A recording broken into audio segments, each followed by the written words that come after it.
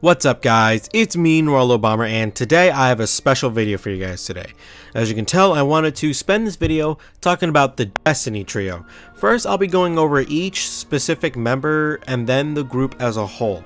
I wanted to go over what the future has in store for Sora, Riku, and Kyrie, and what this could truly mean for them, and I'll be talking about the Destiny Trio as a whole at the end of the video, but for the most part, we're going to be talking about each character individually. So first off, Kyrie. So things are definitely looking up for Kyrie right now in Kingdom Hearts, not just with what we know in the plot of Kingdom Hearts, but what was also stated by Nomura following Kingdom Hearts 3 Remind and Kingdom Hearts Melody of Memory. First, going over what Nomura said, and that is that 1, he stated that the art he made for Sora and Kyrie standing together holding a pepper fruit serves as a foundation for a future title, and this makes sense if we look at Melody of Memory, but it could also refer to possibly the next game, as it could be playing a theme for the next title, where it doesn't matter how far Sora goes away, Kyrie will be right behind him. Then there's also the fact that Nomura admitted that he has something big in store for Kyrie, but couldn't really do that in Melody of Memory, which all but confirms that Nomura is going to do something grand with her soon. Maybe Kyrie will have an enormous role in the 20th anniversary title, which I'll get to that later. Next, let's also look at what we know about Kyrie's involvement in the series right now.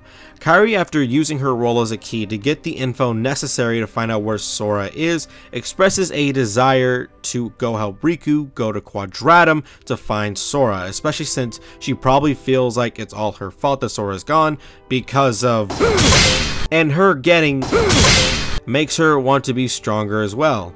Now, Riku doesn't allow her to go with him to Quadratum because she's still not experienced enough, but she states that she will be finishing her training, and as she told Yen Sid, she wants Master Aqua to help train her so that never happens again. Now this, as we all know, is pretty big. Not only is Kyrie now in the runnings to be a Keyblade Master soon, because she'll be training under someone as experienced as Aqua, the same girl who was an equal to Terra Xehanort and went 11 years in the Realm of Darkness.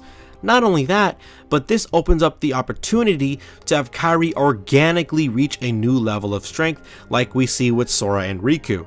Because Sora and Riku being at their level, a level that can take on the likes of Aqua, Terra Nord, and Master Xehanort, made sense because of all the experience that we saw them do. This will give us the opportunity to view Kyrie as more of a character with multiple layers and dimensions.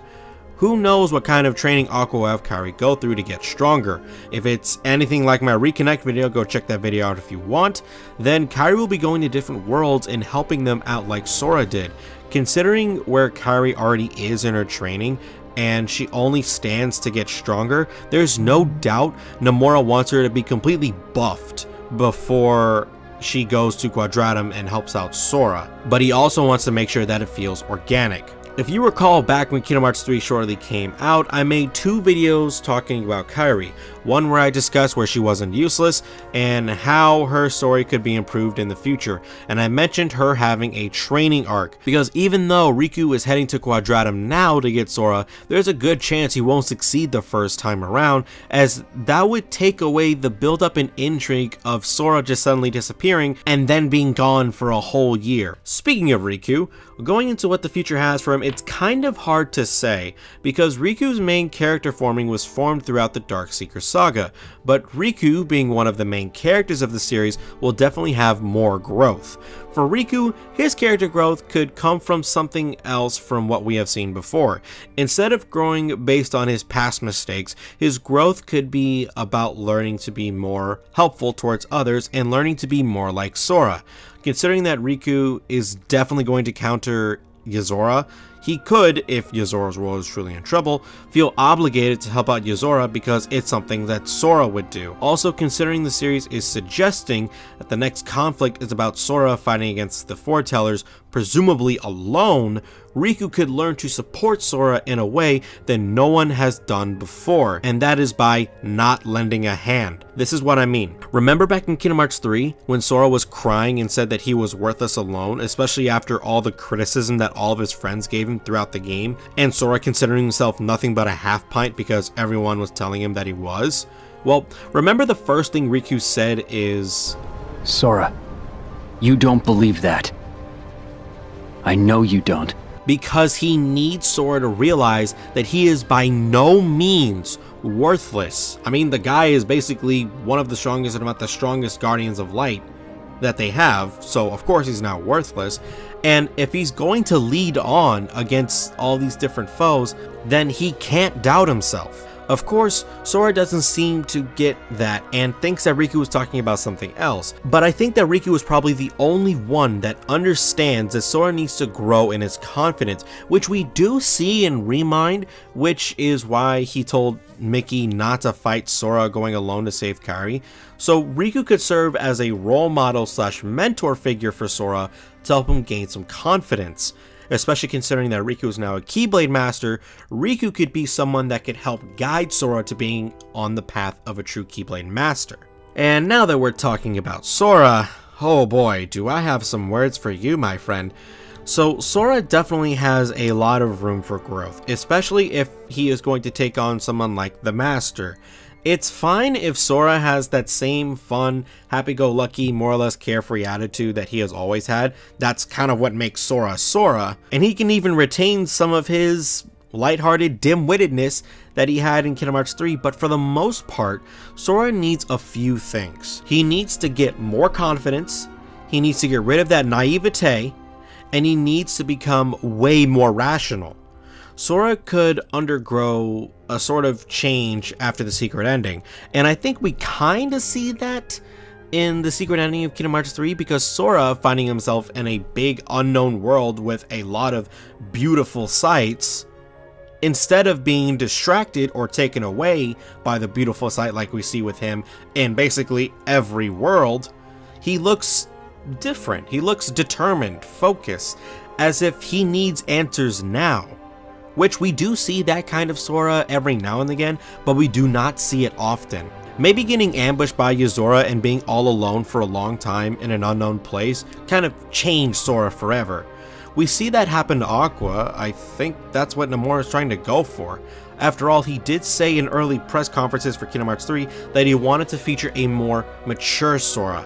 And we do see Sora become more emotionally mature because of, you know, all the messages of love and everything that he learns throughout Kingdom Hearts 3, but I think Nomura may want to take things a step further.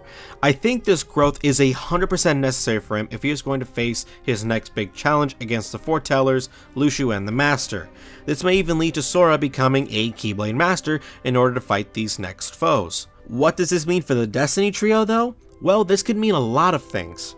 For one, this opens up the gate to the possibility of way more Destiny Trio moments because, being completely honest, that is something that we have been lacking in Kingdom Hearts. We have the possibility of a Birth by Sleep-esque game, but with the Destiny Trio, which will probably be the next game. This also makes it more likely for Sora, Riku, and Kyrie to fight together in a final battle, and it'll make way more sense. Maybe not the final battle to the series, or maybe this phase, it could be either. Not to mention, since the focus will be on Kyrie and Riku saving Sora, we will get a much larger focus on each Destiny Trio member. Maybe both Sora and Kyrie can become Keyblade Masters, and we can make a solid trio of Masters. Sorry, Terra and Ven, y'all are just weak sauce. But with that being said, guys, that's pretty much all I have for you guys today. I kind of wanted to sort of leave things open-ended with what I'm talking about for each individual character in the Destiny Trio, because I want to sort of have a discussion in my Discord and in the comment section below on what everybody thinks about the future of each Destiny Trio member, as well as the Destiny Trio itself, because I personally feel like we could definitely use way more Destiny Trio stuff in Kingdom Hearts. Other people may feel like we have just enough, we maybe got enough throughout Kingdom Hearts, but if you really think about it, then we really didn't get much Destiny Trio stuff. We got Sora and Riku, sure, because they're the two main characters, but Kyrie was taking a back seat throughout most of the series at this point. So we could definitely use more Destiny Trio stuff. But again, that being said, that's all I have to say. Let's sort of have this discussion in the comment section below. Let me know what you guys think. Also, take it up to my Discord. I would love to discuss with you guys there. Hope you guys rate, comment, and subscribe. Check out my Twitter and my Twitch. Check out my Discord server. The link will be in the description below. This has been Noir Lil Bomber, and I'm out.